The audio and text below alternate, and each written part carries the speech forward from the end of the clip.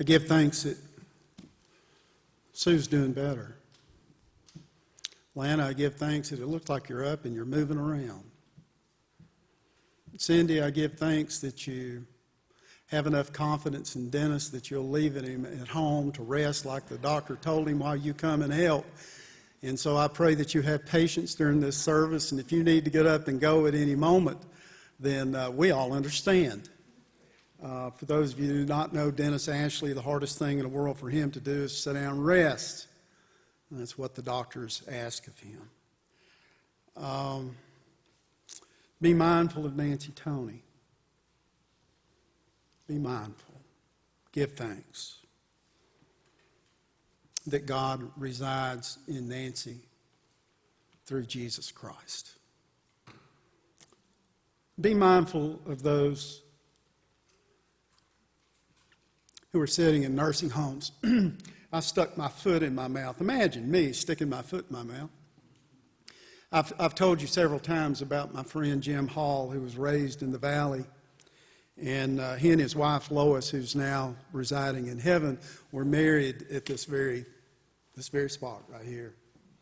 I called Jim this last week. He has a little bit of dementia, by the way, and so I called him and I said, Jim, I understand you're on lockdown. He said, well, I'm in no different kind of shape than anybody else in the world.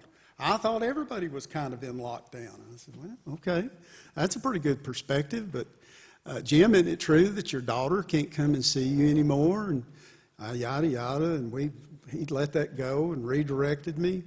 So when I got ready to get off the phone, make a long story short, I said, Jim, is there anything at all that I can bring you? Because the nursing home that he resides in, or the assisted living, is, it's 1.5 miles to 2 miles from where Andrea and I live in Kingsport.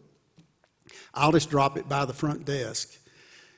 He has not bowed up at me in a long time, but he bowed up at me and he said, I want to know just what's wrong with you.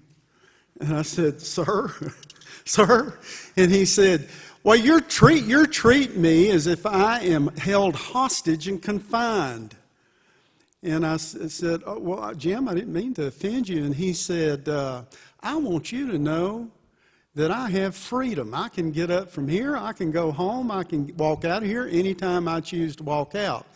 Now, that would be true other than the fact that he can't hardly walk and he'd have to have some assistance. But he said, and then he said, Pastor, remember 3 things that you know. I said, Jim, would you tell me what those 3 things are? He said, oh, come on. Come on, Pastor. Remember 3 things.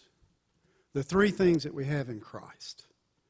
Remember that you have peace, that we have peace, and love and joy. I said, oh, I'm glad I asked. Jim, may I ask you a question? He said, sure, what's your question? Do you have joy, Jim? And he said, what do you think you are in my life? Now look at your neighbor. Look at your neighbor. And I give thanks and praise that my friend Jim Hall reminds me that when we bless one another in the midst of great suffering,